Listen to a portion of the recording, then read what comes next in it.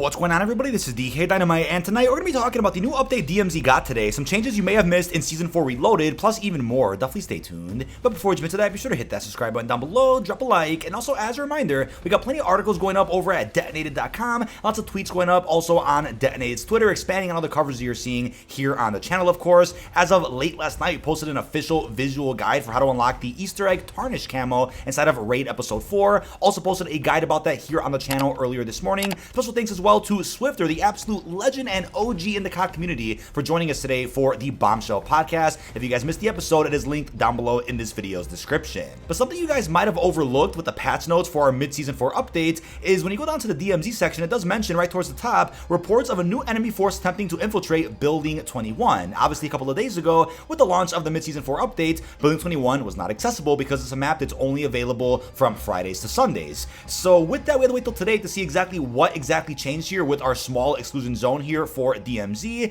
and upon booting into the map, you won't notice too much that's different aside from the actual AI, which I didn't really notice until we got deeper into a match, and some of these AI do wear red masks. It looks like the same enemies from the Vandal cinematic at the start of Season 4, some strange new enemy force that may or may not be tied to Makarov, his ultra-nationalist group that might be tied to what was also just teased at the end of Raid Episode 4, and I don't want to go into too many spoilers for those that haven't finished the raid yet, but I'm sure you guys probably saw the cutscene already. They've definitely teased quite a bit when it comes to the quote-unquote real Russians, which I believe are going to be the main villains of COD 2023. I have a separate video coming out really soon talking more about the story implications of our 4th raid, but that post-credit scene at the end of the MWIII campaign definitely ties into how our post-launch narrative just ended through raids, and I believe there's still a little bit more expansion left through DMZ and Warzone that we're going to end up seeing over the course of Season 5 and hopefully even a Season 6. But I also noticed a couple of interesting bugs where I was trying to loot certain areas, containers, cabinets, and the UI just wasn't popping up to actually see what was in those spaces.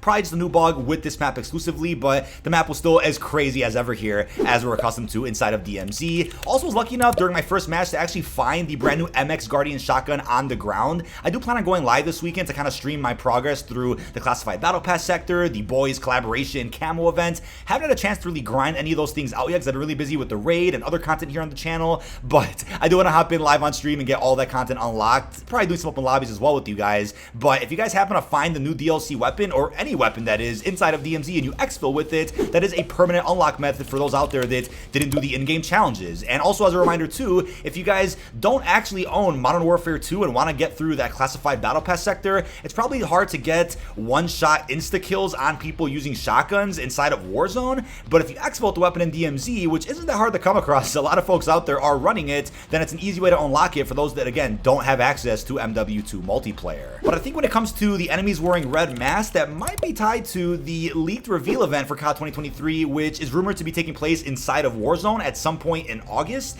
And we have new rumors that popped up, which I'm going to be covering in a separate video, which are claiming that a reveal event is actually going to be happening inside of DMZ at some point towards the mid-season 5 update. So that will probably be closer to September. But I guess, yeah, Insider Gaming was technically right, where the event is happening in Warzone. It's just not going to be in Battle Royale. It might be DMZ, since that's, of course, furthering the narrative of our post-launch experience. They've also added a UI improvement to the keycard menu inside of DMZ, now providing you with a different look for the Building 21 access keycard versus the color keycards, which open up the secret rooms. They've also added a color highlight here in Season 4 to determine which keycard a map is actually used for. But amongst one of the craziest changes that I haven't seen too much discussion about, but a tweet did go up over on Detonated earlier today talking more about this, is what was confirmed in the patch notes about players hunting players. There is a new bounty system that got added in to the mode, which I feel like is going to be a little controversial as time passes by. Give it another couple of weeks to see how people actually respond to this new feature inside of all exclusion zones. But as they wrote in the actual patch notes, if a player and their squad kill too many players in DMZ, that high kill individual player will be issued a warning. If they kill another player, they can expect a bounty on their head. Enemy operators in the exclusion zone will then receive intel on your position to secure a reward upon completion. Killing a player with the bounty will award everyone in the squad $10,000. This bounty is not active in Building 21 or the Koshai complex. That's actually a bit of a typo here in the patch notes, since as you guys will see in the gameplay, we actually went ahead and killed quite a few enemies today, almost unintentionally. We just kind of ran into them as we were progressing through the map to check out what the new update was, and the pop-up did actually appear for one of the teammates on our squad who ended up being a random, and yeah, he became the bounty. So maybe they're end up fixing this in the next hotfix, where if you guys are playing B21 or Koshai complex, you aren't punished for killing other players. It's pretty easy to do that since the map is that small. But something I brought up on the podcast earlier today is that a better way to probably handle a feature like this for all exclusion zones is to have it to where that bounty only gets put on a player if that player had not done anything else in that match except kill other players. For example, if I went into a match of DMZ, I've done faction missions, I've done contracts or other actual activities in the exclusion zone, then I kill a bunch of players after that, I shouldn't be punished for that since I was playing the game as intended and proceeding with my forward operating base, looking at my passive missions. I think if somebody out there just goes into a match of DMZ and does absolutely nothing except kill other players, then that's a little bit of a different story. But again, you can also argue, well, what if you're actually in a game of DMZ and you're doing what you're supposed to be doing, right? You're progressing through your missions or your challenges, trying to upgrade your wallet, and people just happen to push you, and you happen to just be a better player that kills all those enemies. Why should you be punished for that?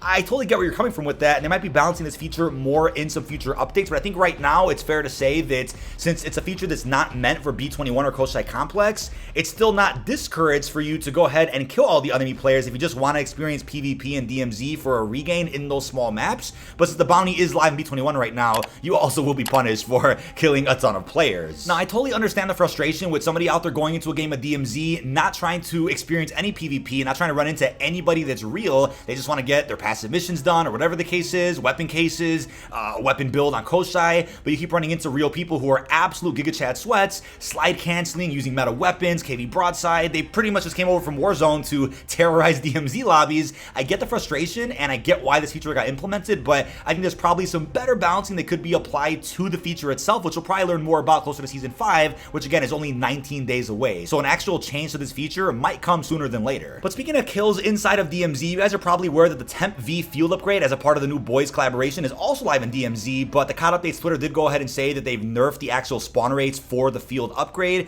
You can gain access to laser vision, charge jump, electric shockwaves, and even a teleport ability. It's RNG which ability you will get though upon finding the Temp V field upgrade. I managed to find the charge jump inside of my match here for Vandal, and you can use that to your advantage for sure. I mean, if anything, these abilities are so temporary anyway. You're only going to have access to Temp V for the next, 19-ish days while Season 4 is still active. It's a very short second half of the season, so I think it's fair to have these abilities inside of Warzone, DMZ, whatever the case is. I think if it was a longer second half of the season, it probably would have justified doing a separate LTM for the mode itself, which has me thinking, right, there was a leaked game mode for multiplayer, which sounded like you guys get cracked on Temp V, where you have different gameplay modifiers that enable every 15, 20, 30 seconds. That seemed like a perfect mode to kind of tie into the Boys collab, but for multiplayer, and they could have done a Warzone or DMZ centric LTM featuring these Temp V field upgrades, but I guess considering how short the mid-season is gonna last, they're like, why put in the resources to do that? But again, as a cherry on top too, think about Warzone Cup, an LTM that lasted less than a week, and a bunch of resources went into that, and it got removed really quickly. So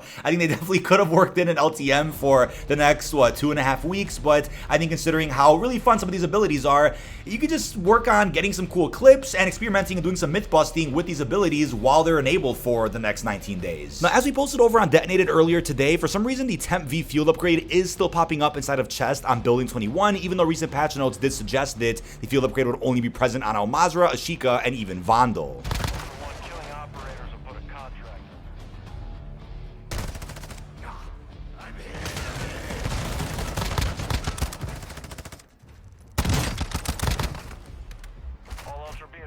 But there are also some more adjustments that got added into DMZ with our mid-season 4 updates. Again, we didn't get too much added to the mode, but I think it's totally fine since Season 5 isn't that far away. Players can now see the progress they've made on their upgrade missions in the after action report. They've also increased the time to plea for help to 20 seconds from 15 after your squad has been eliminated. The plea for help timer that triggers after you are the last player on a squad eliminated will now pause while holding down the plea button. That gets me to the next topic, the plea for help and assimilation overhaul that we just got in Season 4 Reloaded. As they wrote, when reviving somebody who is pleading, the player who was pleading will no longer auto-join the reviver's team. There will be a 30-second grace period after a player is revived where the reviver's team will not be able to damage the player who was pleading. After reviving, the reviver will be given a prompt to invite the revived player to their team. The plea for help and loot prompts are now separate. The plea for help revive prompt is now on the player's body and the loot prompt is on the backpack like normal. That's really helpful to just ensure nobody gets confused with what they actually meant to do. Looting the player first will not disable the plea option like it originally did. They also created a direct assimilation function function to only send the request to one person, the team who killed a player that is pleading will no longer be able to accept their plea request and then revive. This prevents killing to force assimilation. Now, at the early Vandal capture event a couple of weeks ago, the studio did confirm to some of us creators that they do plan on keeping the platoon 6-man squad option for DMZ, but we're going to be working on some adjustments to actually make that feature maybe less common or less likely to happen, because it's always frustrating to see, like we talked about on the podcast, where you even have 12-man squads teaming up inside of matches of DMZ, where you have people that are friends on Discord matchmaking at the same time, getting into a lobby and just dominating everybody, which I don't really understand why, unless they're going for some crazy faction missions. They want to ensure that no real people interrupt their progress, but still, there's got to be a way to counter that, right? And I think that making adjustments to the plea for help and assimilation might change up how people actually look at the entire system overall, might make them rethink squatting up with other people, and instead might limit squad sizes down a little bit in your average match of Al-Mazrah or Vandal, right? Some of the bigger spaces where 6-man squads are common. But we then have various bug fixes inside of DMZ, which again, I went over in my past notes video, but for those that missed that or didn't get all the way through to the DMZ portion,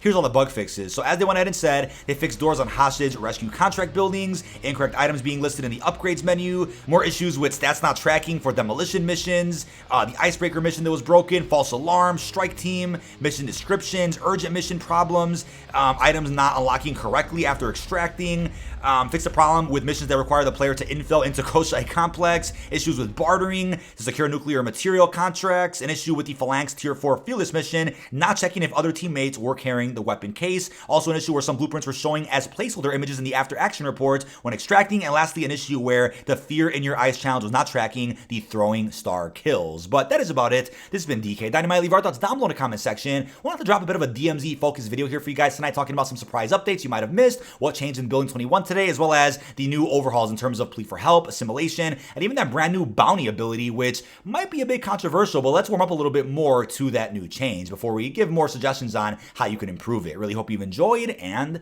peace out, everybody.